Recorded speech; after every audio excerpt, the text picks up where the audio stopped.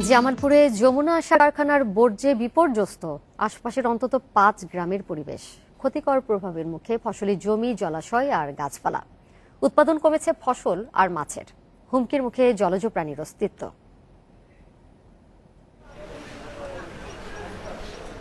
জামালপুরের সরিষাবাড়িতে ১৯৯১ সালে প্রতিষ্ঠিত হয় যমুনা সার কারখানা। এত বছর ধরে শোধনাগার ছাড়াই চলছে কারখানাটি, তাই এর বর্জ্য গিয়ে মিশছে আশপাশের এলাকা, জলাশয়ে। দূষিত হচ্ছে পানি, মাটি, বাতাস।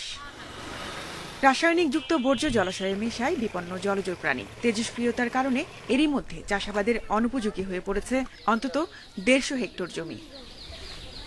এই ফার্টিলাইজারে পানি বন্ধ না করলে আমরা আর কোনো আবাদ মতন করে খারাপ হইতেছি না। ক্ষেত থাকতেও আমরা ফসল করতে পারতেছি না, পুকুর থাকতেও মাছ চাষ করে খাইতে পারতেছি না। এখন তাহলে আমরা কি করবো? আমরা তো এখন নিরুপায়। কারখানার বর্জ্যের দূষণ থেকে রক্ষা পাচ্ছে না গাছপালা, কীটপতঙ্গ। উদ্বিগ্ন স্থানীয়রাও। কোনো চাষ করলে কোনো ফসল হয় না, পোলাহান না খায় থাকে। আর কি করবা কোন বিলের মাছ ছাড়ে, মাছও মরে জায়গা।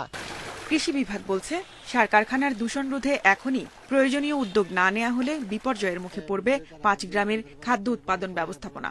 সমাধান দাবি করেছেন জনপ্রতিনিধিরাও। এই ১৫০ হেক্টর জমিতে কোনো রকম ফসল হয় না, যার ফলে আমাদের প্রায় ১,০০০ মেট্রিক টন ধান উৎপাদন কম হচ্ছে।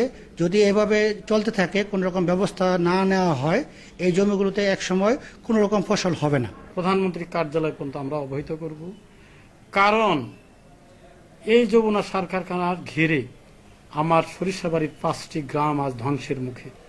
বিষয়টি নিয়ে কারখানা কর্তৃপক্ষের সঙ্গে আলোচনার আশ্বাস দিয়েছেন জেলা প্রশাসক। যমুনা সার কারখানা কর্তৃপক্ষের সাথে আমরা কথা বলবো যে কি এটা আসলে বিষয়টির পরীক্ষা নিরীক্ষা করে আমরা এই বিষয়ে প্রয়োজনীয় পদক্ষেপ গ্রহণ করব। তবে এ বিষয়ে কথা বলতে রাজি হয়নি কারখানা কর্তৃপক্ষ। Independent news desk.